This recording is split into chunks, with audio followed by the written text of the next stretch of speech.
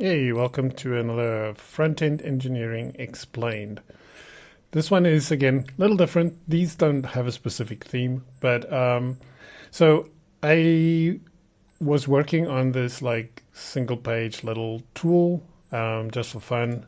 It basically gives you like a list of things, and as you check stuff off, some things add to your essential requirements progress. This is related to an article I wrote a couple of weeks ago. I'm building this all with web components, and so I needed an SVG component, and I ended up building one, and I think it turned out pretty nice. So I thought I would show you what I ended up creating, and then if you have any comments, feedback, if you want to try it out, I'll link to the source in the description. If you have any feedback, let me know in the comments. So let's take a look. Okay. So there's one build step that you need, but this build step is something you will do at the start of a project, and then maybe here and there as the project goes on, you might need to add an icon here and there, and you'll have to run this build command again. So essentially what this does is I use this little library called SVG symbol sprite. And it does what the name suggests. It takes a bunch of icons, SVG icons, and it creates a sprite from them. So you would, for example, have a folder here of icons. So I have these 3 icons in here. And then all I do is I run, npm run SVG sprite. So I just run that. And now it's generated the sprite SVG. And you don't really have to worry about this. It just sits at the root of this SVG icon right here. You can ignore typography. It's just this funky font that I'm using here. And then there's these 2 files. And to be honest, this util one, I'm going to take that function and just move it inside SVGIcon. And this is our little custom element, web component, whatever you want to call it.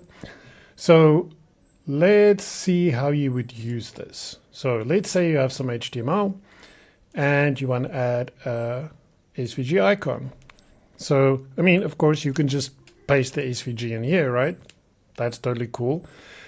But I'll show you another way you can use this. But let's just use it like this first. SVG icon, and we're going to say the name equals, and how the name thing works is if you look at the icon, so it says info, person raised hand, rocket. And so what ends up in the sprite is icon dash and then this thing. But you don't have to type the icon dash. You, for example, just type rocket. Okay, now obviously we have to include the svgicon.js. You don't have to include this one because SVGIcon.js imports it. So we just do script source and then icon.js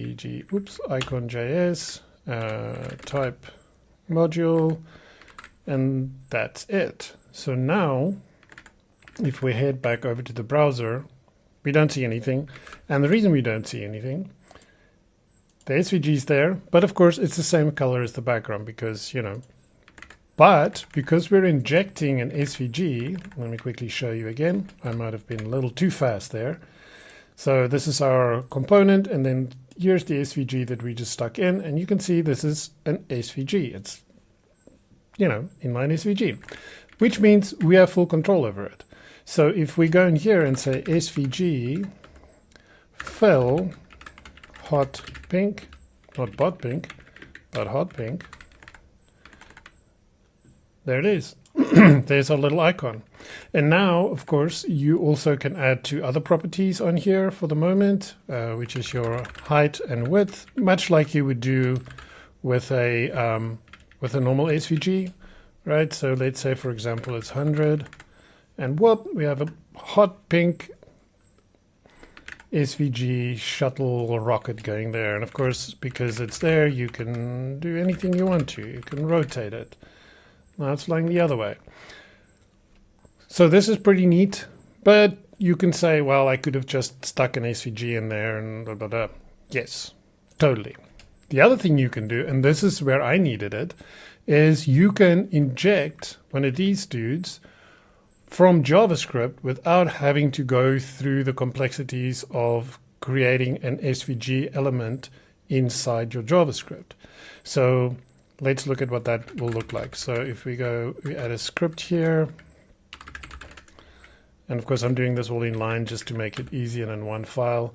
So we want to do a query selector. We're going to create element, and it's our SVG icon, and then we want to set the name attribute on there. So SVG, SVG icon.set attribute. AI is being really excited about this. And we'll do info, right? And then we want to append it to the body. So we'll say document.body.append SVG icon. And now if we head back, there's our little info SVG, and we can see here it's appended it, and there's the SVG. And of course, it's also rotated because I'm just rotating all SVGs. I'm not being specific. But what this also does is it adds two classes on it for you. Icon and then icon-rocket. So we can, for example, instead of doing this, we can just say icon-rocket. And now we're only doing this, and our info is black again. So we can now do icon info, and let's make it white. Whoops. There we go. So there it's white. And of course, as you do with inline here, you can of course do the same thing here. So you can do height is, let's say 48, and width is also 48. And there we go.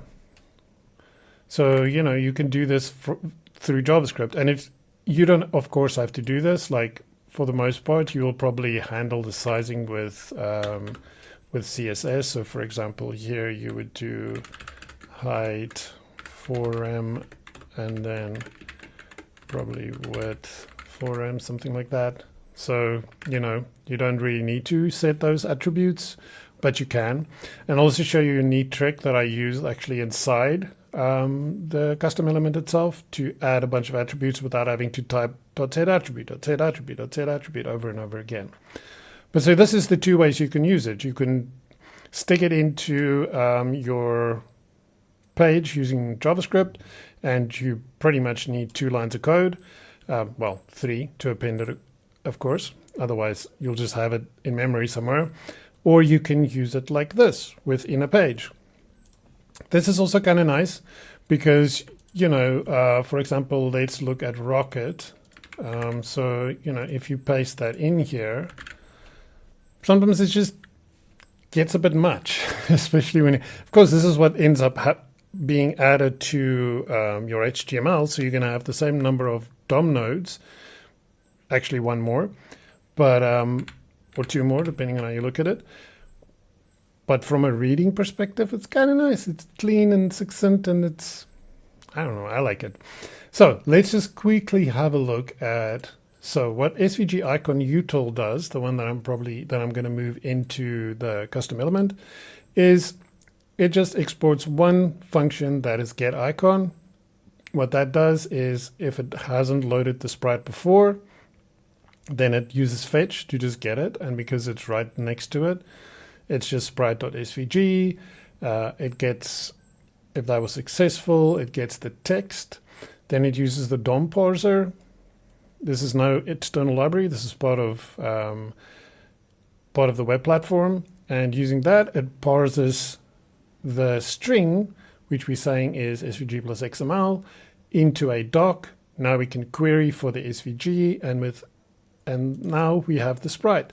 And on the sprite, we can query for icon-name, which is the name that we've passed in here. So icon-rocket, for example. And this gives us our icon. And if we couldn't find an icon, we throw an error with a useful message. So for example, if we go here and we say infos, Now if we look at the console, it says error, icon not found, infos. So you can see, oh, okay, typo, and there we're all good again. So that's all that this one does. And as you can see, there's no reason this cannot just live inside SVGIcon. And what does SVGIcon do? Again, not that much really. And this can be expanded if there's additional features that might be really useful. So for one, we're observing the attributes name. This I need to expand to also watch for height and width. And then because, again, you can now dynamically set them, right? Because you might want to change it. You can even swap. That's the other cool thing you can do with JavaScript. You can swap out the icon. Maybe you do some animation and you want to switch between different sprites. You could do that by just updating the name, the value of the name attribute. And then every time you do that, this will run and it will render the new icon. So, you know, this is something else that you can do, for example. Kind of just thought about that. But anyway, here's some basic stuff. Here's some SVG attributes. That's the same every time. Here, of course, as you can say, we get the attribute. If it wasn't set, we fall back to 24. This does all of these things. And then here it renders the icon. So it calls getIcon. So we saw what that does.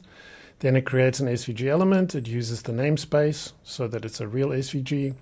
Then it just spreads the child nodes into the SVG. And here's the little thingy. So all this does is it loops through everything in this.svg attrs, which is basically a height and width, XML and S fill and view box. And for each of them, it just adds the attribute to the SVG. Then we add those classes and then we append it to the custom element. And that's it.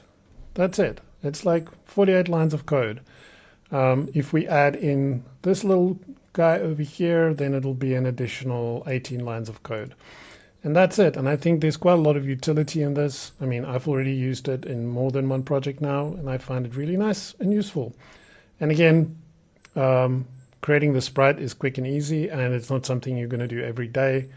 Again, like I said, you might do it at the beginning of a project, and then every now and again, as you need additional icons, you will run it again just to update your sprite. And that's it. That is all I wanted to show. If you find this useful, let me know. If there's anything that you'd like to add, I'll link to the repository into which I just stick all of these random components that I make every now and again.